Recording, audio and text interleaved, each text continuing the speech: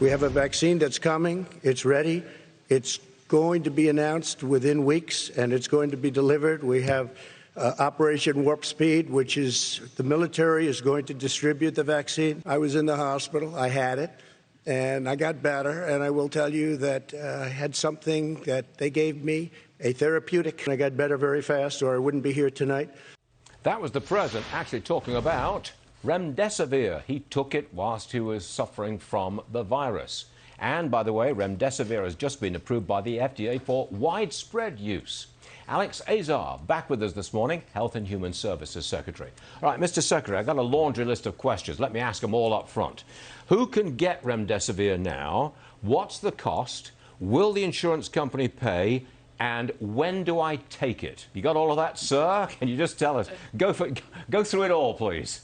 Absolutely, Stuart. So it's very easy for your viewers on this one because remdesivir, which is now the first product fully approved to treat COVID-19 by the FDA and a product of the president's efforts beginning in February to get treatments to the American people, it's an inpatient drug, so it's actually given to you by infusion when you're in the hospital as inpatient.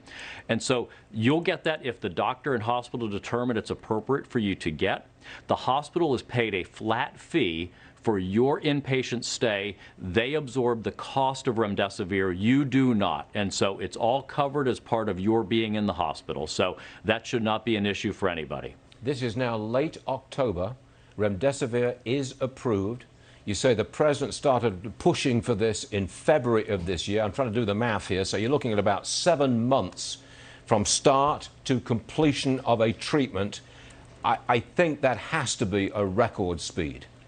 Well, it is historic, and Stuart, there's something else that's record speed, or that frankly has me smiling a bit. I woke up this morning to the Washington Post having a headline calling the president's leadership of Operation Warp Speed staggeringly impressive, and that follows a couple weeks ago the New York Times calling it remarkably efficient and saying that because of his Operation Warp Speed leadership, that this pandemic would likely end much sooner than all public health experts ever thought. Now, I think I picked up from the president there saying about a vaccine, not the treatment remdesivir, but a vaccine. I think he said it's just weeks till it's out there and in use. Is that accurate? So here's the amazing thing about Operation Warp Speed. We have literally been making millions of doses at commercial scale production of all 6 of the vaccines that we are an investor with or have contracted with. And we have 2 companies, Pfizer and Moderna, that are almost or fully enrolled in their leading clinical trials, some of the largest ever in history. As soon as we get the data from those, which will be as soon as enough individuals who got the placebo get coronavirus and meet the endpoints, that data will come out. That could literally be within weeks that we see that data, and then it'll come into FDA through at least 5 independent checks for safety and efficacy and final authorization by FDA, and we'll get it out there to the most vulnerable right away. Okay, now that's the vaccine.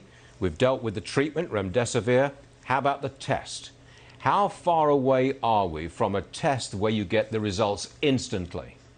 Oh, Stuart, over 50% of our tests are instant right now, rapid tests within 15 minutes. In fact, the president, in the last couple of weeks, we bought 150 million of Abbott's. It's called Binax Now. It's a paper-based test that it looks almost like a pregnancy test would. It still does need to be administered by under the supervision of a lab because you have to take a good sample and add drops from a reagent. But that 150 million of those, we're shipping those out to states so they can use them to get schools K through 12 reopened, protect our nursing homes. We've sent them to our historically black colleges and universities. So we've got over 90 million tests available a month, 3 million a day. We've got a 2 million test per day surplus in the United States that's not actually even getting used right now. Mr. Secretary, I'd call that a very positive update on treatment, test and vaccine. And thank you very much for joining us today, sir. Much appreciated. Thank you. Good to be with you, Stuart. Yes.